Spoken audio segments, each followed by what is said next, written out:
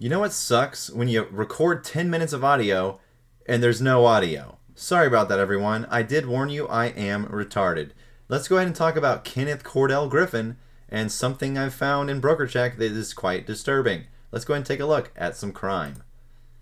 BrokerCheck by FINRA. This is a great tool. I'll link this below. Again, sorry about the wasted time here.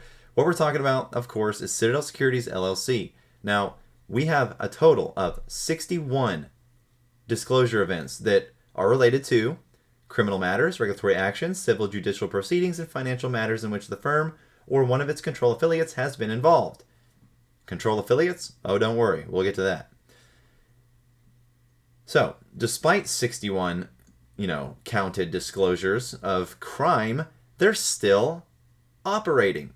So, good job, SEC. After all that money from Citadel, why would you cause them to cease when they're literally paying your bills? So, what I found out is CSHC US LLC is a 75% or more owner of Citadel Securities Group LP. And what CSHC Investment Holdings is an insurance company headquartered in San Diego, California. It was established in late 2011, and its core business objective is to develop and build truly sustainable, profitable specialty insurance programs working with a select group of quality carrier partners. So basically, they're an underwriting group, so a lot of crime there. Now, we also have indirect owners. We have Citadel Securities Holdings LP, and the legal name of this one is, Kenneth Cordell Griffin. And the company through which indirect ownership is established is none other than GFH LLC, which is headquartered in the Middle East, and they are the investment banking arm of GFH Financial Group, Bahrain, which is one of the Middle East's leading private equity investors, advisors, and investment managers, providing capital and strategic support for growth companies. Basically, Dubai. We have built Dubai from the stock market crime. I'm sure of it. Now, firm operations, the type of businesses that this Citadel is involved in is quite extensive. Exchange member engaged in exchange commission business other than floor activities. Exchange member engaged in floor activities. Broker or dealer making interdealer markets and corporation securities over the counter. Broker or dealer retailing corporate equity securities over the counter.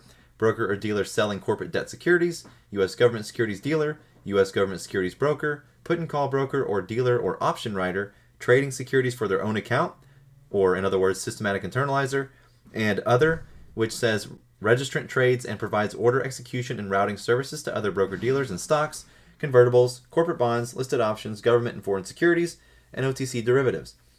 Registrant trades securities for its own account using a systematic internalizer, self-clears proprietary trades, and engages in securities borrowing and lending arrangements and repurchase agreements. They do it all.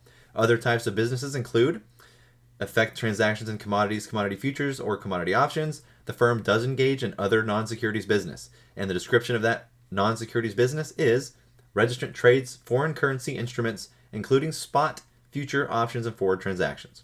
Holy crap. Now, let's get into the industry arrangements. This is where it gets a little concerning. So 13F reports, they are 100% irrelevant. Now, I'm not even going to talk about them anymore because what they have here is affiliates, right? So they have Citadel Enterprise Americas LLC, who is providing operational and administrative services to Citadel, and in that capacity maintains portions of Citadel Securities LLC's books and records.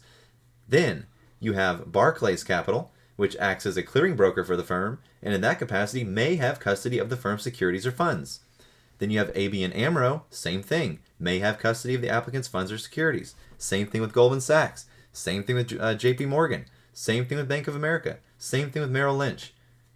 So, at this point in time, if anyone needed to get rid of some bad, apples in their portfolio, all they got to do is come up with a great idea. I know.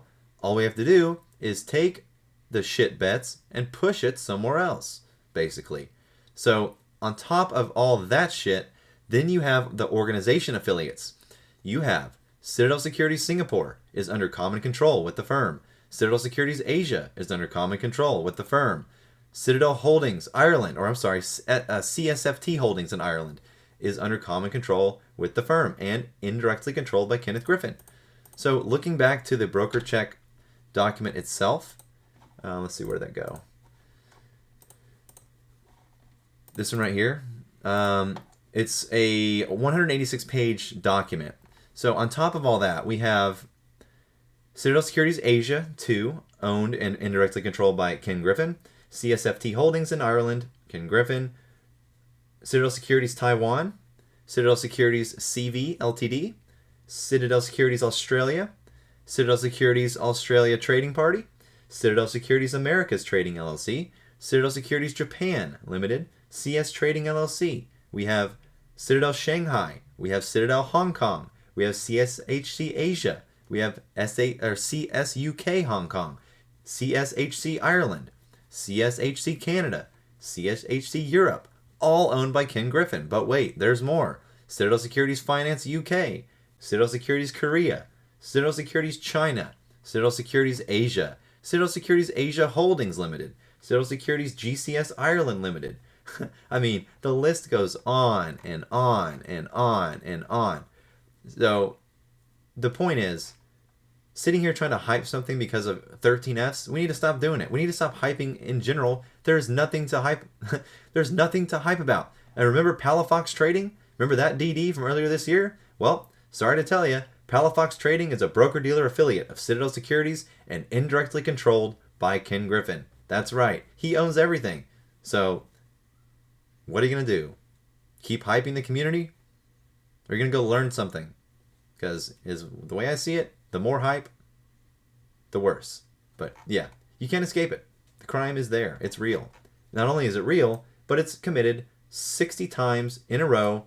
And on top of that, and what I'm doing here, if you haven't noticed, I'm combining the two videos I made without sound because I'm a retard into one to save you some time. But basically, if you add up all of these different things,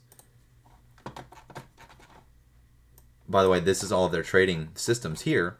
You know, just a modest 476 trading vehicles that they use. But if you add up all of the fines from the crime they've committed and been charged with from FINRA, ISE, NASDAQ, SIBO, you name it, and various different types of securities, like in options, in NASDAQ securities specifically, unspecified securities, equity OTC securities, options, other, futures, everything across the board. Not only are they still in business, but obviously they're paying a majority or a lot of the SEC's bills in the fact that they have committed enough crime to total up a $32.5 million bill. I mean, at what point do you stop enabling the crime, Gary? I get it. He's a large sum of your revenue. But for fuck's sake, Gary, you said the market's free. It's only free for them. That's the joke. They get you with that shit. The market is free if you're an institution because you're free to do whatever you want. Have a good one. And if there's not sound, I mean, come on, man.